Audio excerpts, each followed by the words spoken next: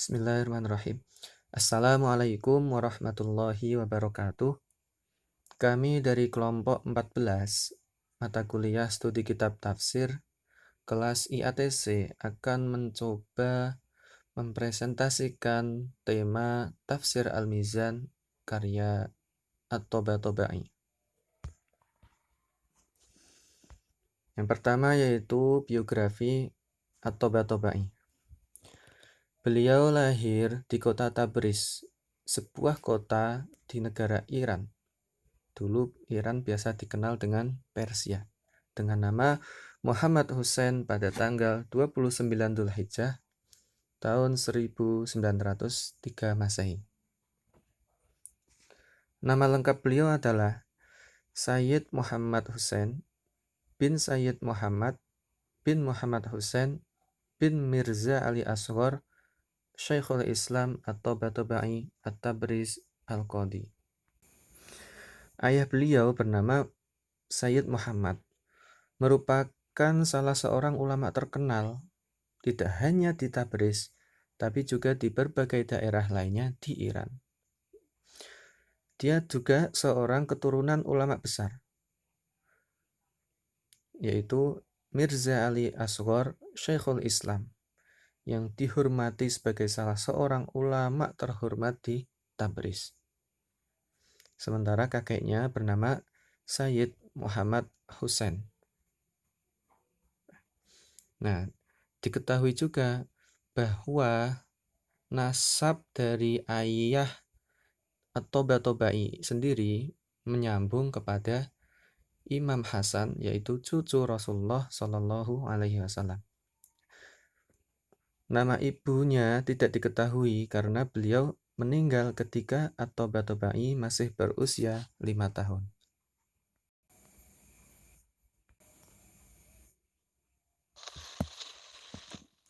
Selanjutnya, pendidikan At-Tabatabai, di mana beliau telah menempuh proses belajarnya di kota Najaf. Beliau dibawa pengajaran Mirza Ali Qadir dalam bidang gonis atau irfan, Muhammad Husain Naini dan Syekh Muhammad Husain Isfahani dalam bidang fikih dan syariah, Sayyid Abu Al-Qasim Hawansari dalam bidang matematik.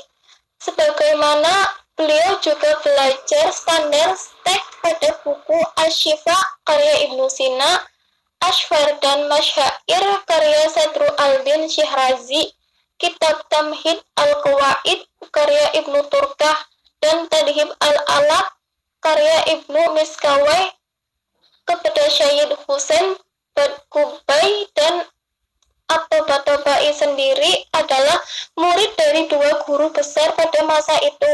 Beliau adalah Sayyid Abu Al-Hasan Jilwah dan Aka Ali Mudaris Zinuni.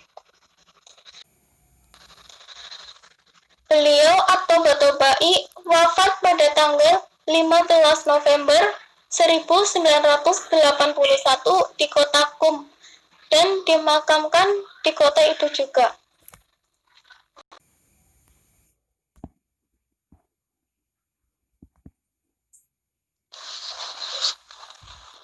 Untuk karya-karya beliau sendiri, At-Tabatabai, yang pertama, Risalah fi Al-Burhan, risalah tentang penalaran yang menggunakan bahasa Arab. Yang kedua, Risalah fi Al-Mughalatah, di mana risalah tentang sophistry yang berbahasa Arab. Yang ketiga, Risalah fi Al-Tahlil, di mana risalah tersebut tentang analisis dan menggunakan bahasa Arab. Yang keempat, Risalah fi Al-Tarkib, di mana risalah tersebut tentang susunan dan berbahasa Arab juga. Yang kelima, Risalah fi Al-Itibariyat, risalah tersebut tentang gagasan asal-usul manusia menggunakan berbahasa Arab. Yang keenam, Risalah fi Al-Nubuwah wa Al-Manamat, risalah tersebut tentang kenabian dan mimpi-mimpi. Yang nomor 7, Al-Mizan fi Tafsir Al-Quran yang berbahasa Arab. Yang kedelapan, Usul al-falsafah, di mana dasar-dasar filsafat yang menggunakan bahasa Persia. Nomor 9, Ta'liqat ala Kifayah al-Usul, di mana anotasi atas kitab Kifayat al-Usul yang menggunakan bahasa Arab. Nomor 10, Ta'liqat ala Asfar al-Arba'ah, di mana anotasi atas kitab al-Asfar al-Arba'ah dan berbahasa Arab. Untuk yang terakhir, Risalah fi al-Jaz, risalah tentang mukjizat dan menggunakan bahasa Persia.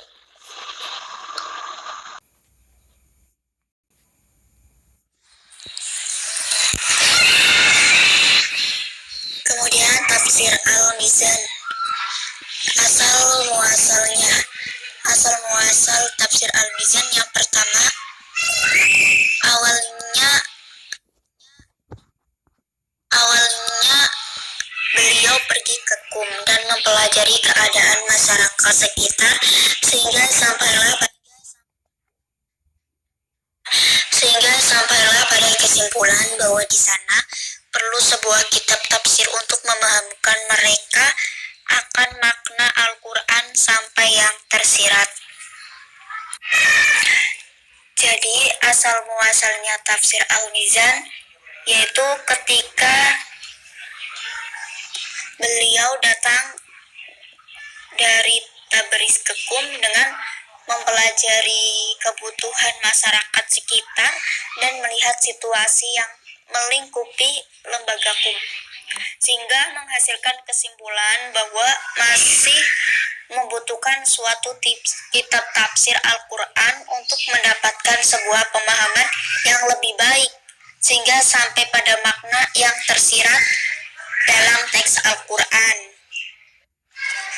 Terus asal muasal tafsir Al-Mizan yang kedua, tafsir Al-Mizan merupakan elaborasi terhadap prinsip-prinsip intelektual dan doktrin dalam Islam dengan menggunakan argumen-argumen rasional, karena gagasan materialistik telah sangat mendominasi. Jadi Tobat Habai itu memandang wacana rasional dan filosofis adalah suatu kebutuhan besar untuk mengcounter paham materialisme yang berkembang pada masa itu. Nah, di samping itu, usaha ini tuh bisa memberikan peluang bagi Hawazakum untuk mengelaborasikan atau mengerjakan secara tekun dan cermat prinsip-prinsip intelektual dan doktrin ajaran Islam dengan didasarkan pada argumen rasionalis demi mempertahankan sikap dan kedudukan Islam.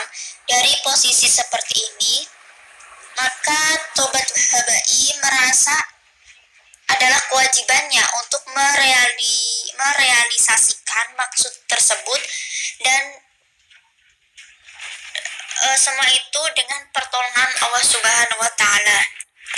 Terus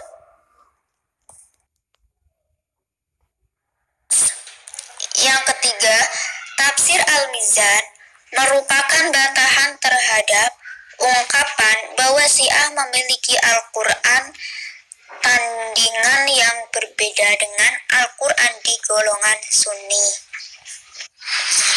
Kemudian asal muasal tafsir Al-Mizan yang ketiga, tafsir Al-Mizan merupakan bantahan terhadap ungkapan bahwa Syiah memiliki Al-Quran tandingan yang berbeda dengan Al-Quran di golongan Sunni. Jadi di sini itu tafsir Al-Mizan itu memiliki fungsi dari keberadaan karya ini adalah untuk memberikan jawaban atas tuduhan miring yang ditunjukkan golongan lain kepada Syiah.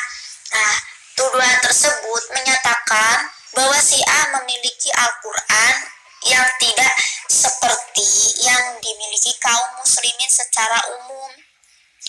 di mana kelompok Syiah itu mendistorsi dan mereduksi keberadaan Al-Quran yang beredar sekarang ini.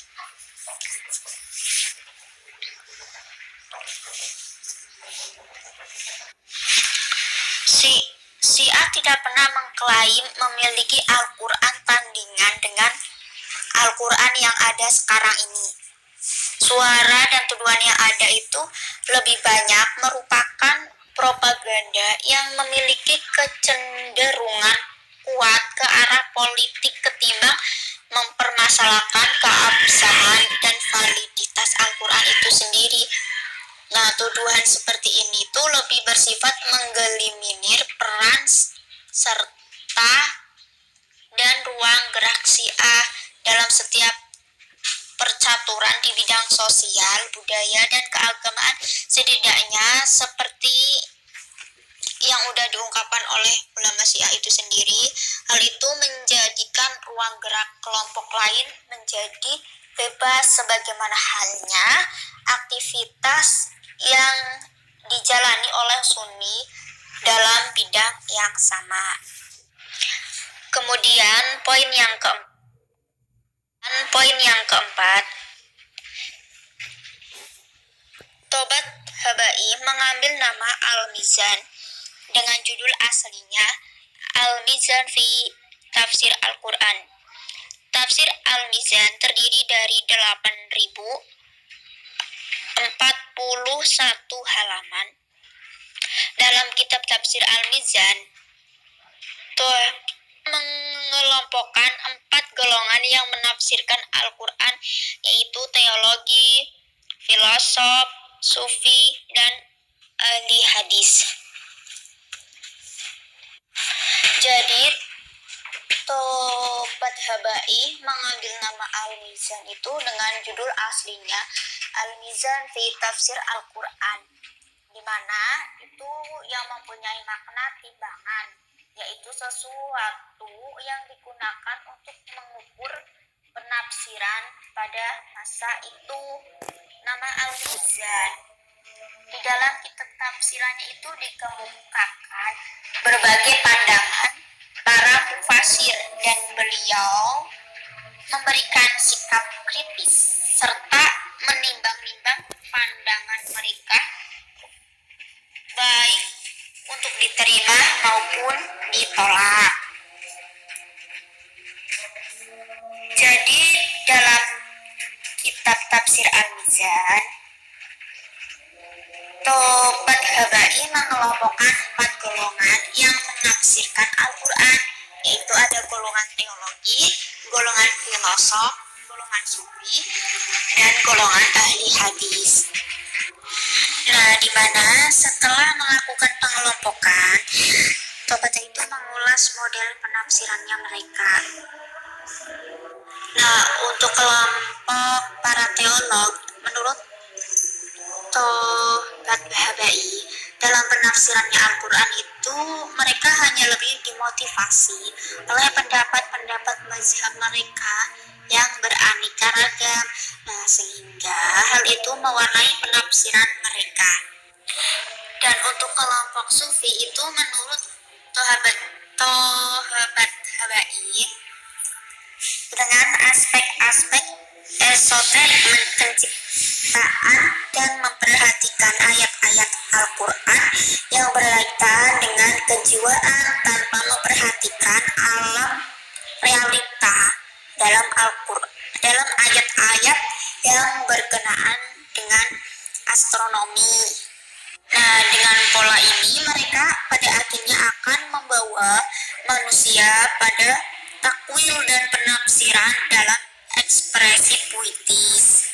Dan untuk kelompok para ahli hadis, kelompok para ahli hadis di dalam menafsirkan Al-Quran hanya berdasarkan pada riwayat yang bersumber dari para pendahulunya saja, yakni para sahabat dan tabi'in, sehingga mereka itu fanatik dan hanya berpegang teguh pada riwayat pendahulunya tanpa mau melibatkan peran akal sebagai proses penafsiran.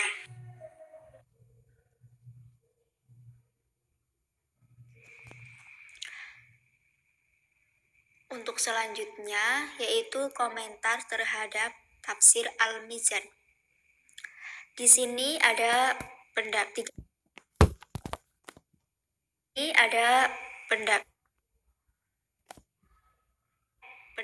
pendapat. Yang pertama, pendapat menurut Al-Rumi, dan yang kedua, pendapat menurut para sarjana dan kaum sufi. Yang ketiga, pendapat menurut Murtada dan Murtoharori.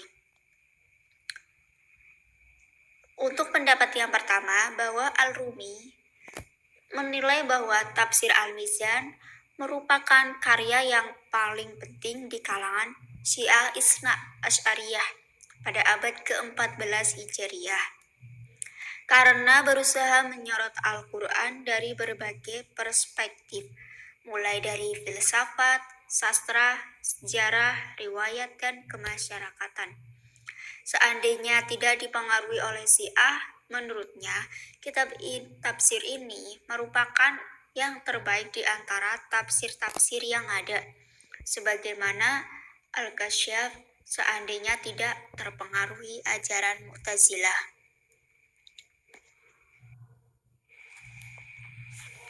Dan kemudian, menurut para sarjana dan kaum sufi, yaitu juga mengungkapkan hal yang sama mengenai karya ini. Setiap upaya untuk membahas karya ini adalah seperti berusaha mewadahi Samudra Atlantik dalam sebuah cawan kecil. Tafsir Al-Mizan, karya At-Tabai, tersebut juga dikenal sebagai tafsir yang sangat istimewa karena kualitasnya. Tidak hanya buku-buku yang sejenis, tapi juga di antara berbagai jenis buku keislaman, baik agama, ilmu filsafat, dan terlebih lagi dalam bidang tafsir yang pernah ditulis oleh sarjana sufi dan syi'i.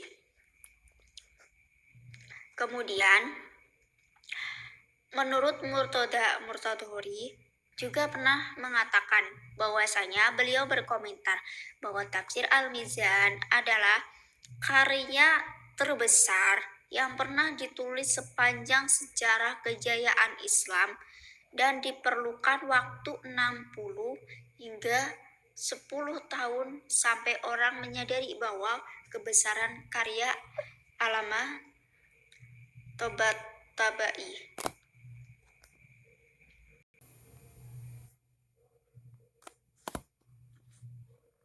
Untuk selanjutnya mengenai metode penafsiran dari tafsir Al-Mizan. Yang pertama, sumber penafsiran. Kitab Tafsir Al-Mizan merupakan sebuah tafsir yang memiliki bentuk tafsir bil iktironi, karena menafsirkan Al-Quran berdasarkan perpaduan antara sumber tafsir riwayah yang kuat dan sahih dengan sumber hasil ijtihad dan pemikiran mufassir terhadap tuntutan bahasa Arab dan teori ilmu pengetahuan. Jadi sumbernya itu valid berdasarkan riwayah yang sahih dan kuat, dan juga beliau menggabungkan dengan ijtihad para ulama, para mufassir, yang mana di situ mereka adalah mufassir yang diakui keilmuan dan kealimannya dalam menafsirkan Al-Quran. Kemudian untuk cara menjelaskan, dari segi penjelasannya dalam menafsirkan Al-Quran terbagi menjadi dua macam, yakni metode bayani dan muqarin. Jadi beliau atau At-Tabai menafsirkan Al-Quran di dalam tafsir Al-Mizan ini dengan metode bayani dan metode muqarin atau pembandingan, baik itu pembandingan ayat dengan ayat, ayat dengan as-sunnah, dan yang lain-lain. Kemudian untuk keluasan penjelasan, beliau menggunakan tafsir metode itnabi atau penjelasan yang sedetail-detailnya. Jadi penjelasan beliau itu sangatlah luas. Dibuktikan dengan yang tadi dijelaskan, komentar ulama-ulama yang lain mengenai tafsir beliau.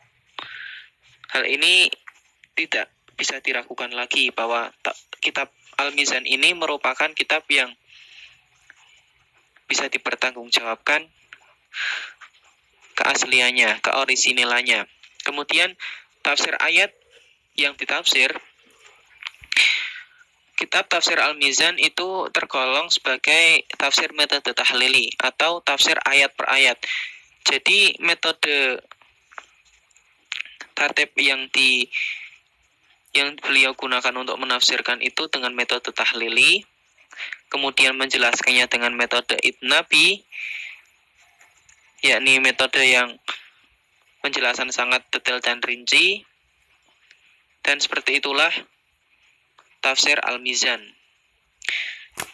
Sekian penjelasan dari kelompok kami, dan terima kasih. Wassalamualaikum warahmatullahi wabarakatuh.